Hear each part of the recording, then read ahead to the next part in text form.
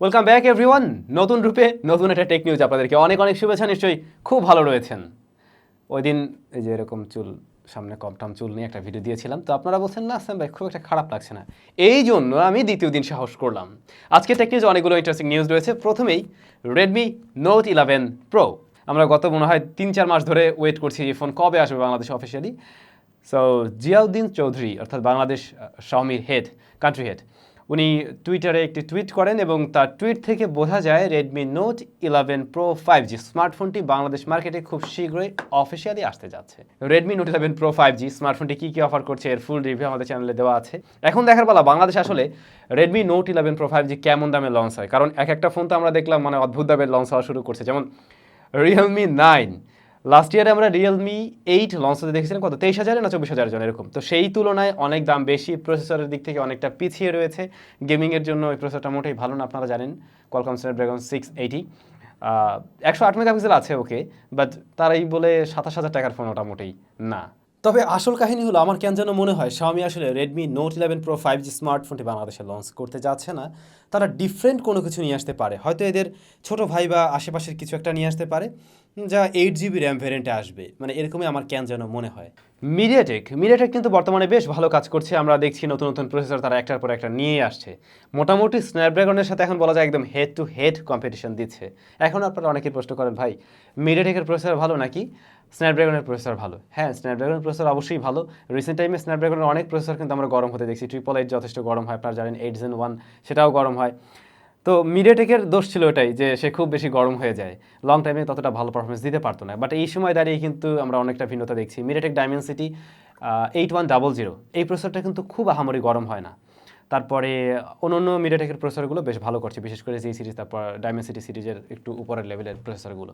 ঠিক তেমনিভাবে মিডিয়াটেক আরও 3টি নতুন প্রসেসর অ্যানাউন্স করে দেয়, যার মধ্যে 2টি ডাইমেনসিটি সিরিজের আর একটি মিডিয়াটেক হলো জি সিরিজের আর কি। মিডিয়াটেক হলো Z99, এটা হলো Z96-এর সাকসেসর, যেটাও একটি 4G প্রসেসর। আর ওই তো Z96 এর তুলনায় কিছুটা ইমপ্রুভমেন্ট পাবেন এখানে।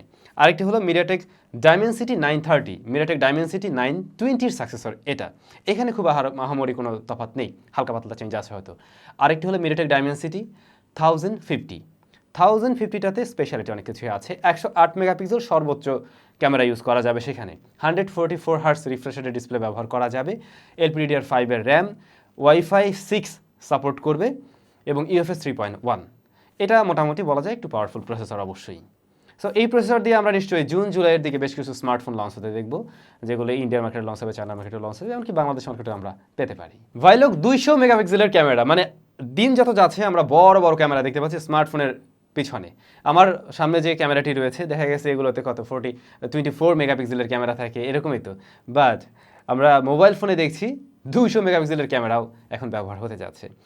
মটোরোলার একটি স্মার্টফোনে 200 মেগাপিক্সেলের ক্যামেরা দিয়ে আসার কথা আপনারা শুনে আসছিলেন বিগত কয়েক মাস ধরেই।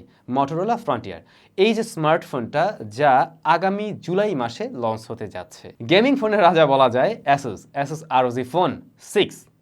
ROG Phone 6 এর একটা প্রোটোটাইপ ফটো আর কি লিকস হয়েছে, যেমনটা আপনারা দেখছেন। হয়তো এমন লুকসে আমরা স্মার্টফোন আসতে দেখব এবং অফিসিয়ালি কনফার্ম এই স্মার্টফোনে 8 Gen 1 প্লাস দিয়ে আসবে। তো গেমিং ফোন আসলে অবশ্যই রিভিউ পাবেন, বাংলাদেশে আসুক। বাংলাদেশে নিশ্চয়ই আনঅফিসিয়ালভাবে আসবে এবং আমরাও আনঅফিসিয়ালভাবে একটা রিভিউ দিয়ে দেব। ইনফিনিক্স নোট 12 সিরিজের ফোন বাংলাদেশে লঞ্চ হলো, ইনফিনিক্স নোট 12। তো এই স্মার্টফোনেরই আরও একটি এডিশন আছে, ইনফিনিক্স নোট 12 টার্বো এডিশন আর কি, যেটা যা ইন্ডিয়াতে লঞ্চ হয়েছে এবং দাম হলো 15,000 রুপি। তো কী অফার করছে এটাতে? ফুল এইচডি প্লাস রেজলিউশনের অ্যামোলেড প্যানেল রয়েছে, রেগুলার রিফ্রেশ রেট, যেমন আমরা ইনফিনিক্স নোট 12-এও দেখছিলাম।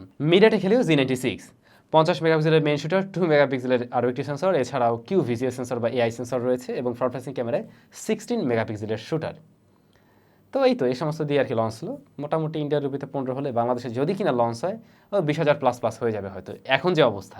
আপনারা অনেকেই বলতেন স্যাম ভাই একটা অ্যান্ড্রয়েড স্মার্ট ওয়াচের রিভিউ করেন, তো আমরা আজকে এইটার রিভিউ দিয়েছিলাম। এটা টিকওয়াচ প্রো 3 আলট্রা জিপিএস, বিশাল বড় নাম। এর মাঝে গুগলের ওয়্যারওয়েস ব্যবহার হয়েছে। তো এটা রিভিউটা চাইলে দেখতে পারেন, ডেসক্রিপশনে লিঙ্কটা দেওয়া থাকবে। যথেষ্ট দামি বাট অনেক ইন্টারেস্টিং কিছু রয়েছে, যেমন এটাতে 2টা মনিটর আছে, 2টা প্রসেসর আছে, আরও অনেক কিছু দেখতে পারেন, ডেসক্রিপশনে লিঙ্ক থাকবে। যারা ফটোগ্রাফির সাথে জড়িত আছেন বা ফটোগ্রাফির প্রতি ইন্টারেস্ট আছে, সেটা মোবাইল ফোন দিয়ে হতে পারে, নিশ্চয়ই লেইকার নামটা শুনে থাকবেন। তো এই লেইকার সাথে কিন্তু একটা কোলাবোরেশন ছিল হুয়াওয়ের, এবং হুয়াওয়ের স্মার্টফোনগুলোতে আমরা খুব ভালো ক্যামেরা দেখেছি। পরপর সবসময় দেখে আসতাম যে ওয়ার্ল্ডের সেরা ক্যামেরা ফোনের একটা খেতাব পেতো আর কি। এবারে Xiaomi Leicaর সাথে পার্টনারশিপে যাচ্ছে, পার্টনারশিপ না ঠিক কোলাবোরেশনে যাচ্ছে, এবং Xiaomi 12 Ultra যে স্মার্টফোনটি আসবে সেখানেই হয়তো আমরা Leicaর একটা ছাপ দেখতে পারি। তার মানে ক্যামেরাতে আরও কিছুটা ইমপ্রুভমেন্ট করতে যাচ্ছে Xiaomi, এমনটা আশা করা যায়। Xiaomi 12 Ultra জুলাই মাসে আসার পসিবিলিটি আছে। ভাই ব্রাদার, নাথিং ফোন, নাথিং, হ্যাঁ, এই যে এখন যেটা দেখছেন এটা হতে পারে নাথিং ফোন, মানে নতুন লিক্স। অনেকদিন চুপ ছিল, আবার হঠাৎ করে আজকে একজন আর কি পোস্ট করলো, টুইটারে দেখলাম। তো এখানে দেখা যায় হ্যাঁ এটাতে আমরা ওয়্যারলেস চার্জিং সিস্টেম পাবো, তারপরে অ্যালার্ট স্লাইডারও আছে। OnePlus-এর ফাউন্ডার তিনি যদি নতুন একটা ফোন তৈরি করে তাহলে অ্যালার্ট স্লাইডার থাকতেই পারে, সেটা খুবই স্বাভাবিক, এবং সাইজটা একটু বড় আর কি, OnePlus-এর মতোও না, অ্যাপলের মতোও না, একটু বড়। স্মার্টফোন হয়তো আমরা জুন জুলাইয়ের দিকে লঞ্চ হতে দেখবো, দেন সব কিছু জানতে পারবেন আসলে কেমন লুকছে আসে। যখন আপনি একটা আইফোন কিনেন, বেশিরভাগ আইফোন যখন কিনেন, বক্সের পিছনে দেখতে পান অ্যাসেম্বলড ইন চায়না। চায়নাতে হিউজ পরিমাণে সিংহভাগটাই অ্যাসেম্বল হয়ে থাকে অ্যাপলের ফোনগুলো আর কি। বাট চায়নাতে এই যে এখন আবার লকডাউন, এছাড়াও বিভিন্ন মানে এই যে কোভিডের ভিতর থেকে এই পর্যন্ত মোটামুটি সমস্যা চলেই আসছে, যে কারণে অ্যাপল চিন্তা করছে তাদের এই প্ল্যান্টসমূহ বা তাদের এই যে স্মার্টফোনগুলো যেখানে অ্যাসেম্বল হয়, এই টোটাল কাজটা অন্য কোনো কান্ট্রি থেকে করা যায় কি না। হয়তো তারা চায়না থেকে সরে আসতে পারে। সেই ক্ষেত্রে তাদের হাতে দুইটা দেশ আপাতত আছে, যেমন ধরুন ইন্ডিয়া, আরেকটা রয়েছে ভিয়েতনাম। এই দুইটা জায়গাতে তারা হয়তো নতুন করে অ্যাসেম্বল, যদিও ইন্ডিয়াতে অ্যাসেম্বল হয় আপনারা জানেন, কিন্তু পরিমাণটা বেড়ে যেতে পারে। এটা একটু বাংলাদেশে করলে খারাপ হতো না। বাংলাদেশে অ্যাসেম্বল হওয়ার পসিবিলিটি নাই খুব শীঘ্রই, তবে আমরা শুনছিলাম গোপন একটা লিক্স বলছিল বাংলাদেশে খুব শীঘ্রই অ্যাপল অফিসিয়ালভাবে আসতে পারে, কারো হাত ধরে অবশ্যই। দেখা যাক, সেরকম কিছু হলেও ভালো। ভাই ব্রাদার, আজকে টেক নিউজ এতটুকুই, আমরা কমেন্ট সেকশনে যাব। মৃণাল রয়, ভাই টেকনো ফোন নিয়ে ভিডিও চাই। আগামী মাসে টেকনো কেমন সিরিজের কোনো ফোন, কেমন 19 সিরিজের কোনো ফোন লঞ্চ হবে, তখন নিশ্চয়ই আপনি ভিডিও পাবেন। বি মুশফিক ওয়ার্ল্ড, ভাই স্ন্যাপড্রাগন 680 আর মিডিয়াটেক Z90T কোনটি গেমিংয়ের জন্য বেস্ট হবে, আশা করি আনসার পাবো। ভালোবাসা রইল রাজশাহী থেকে।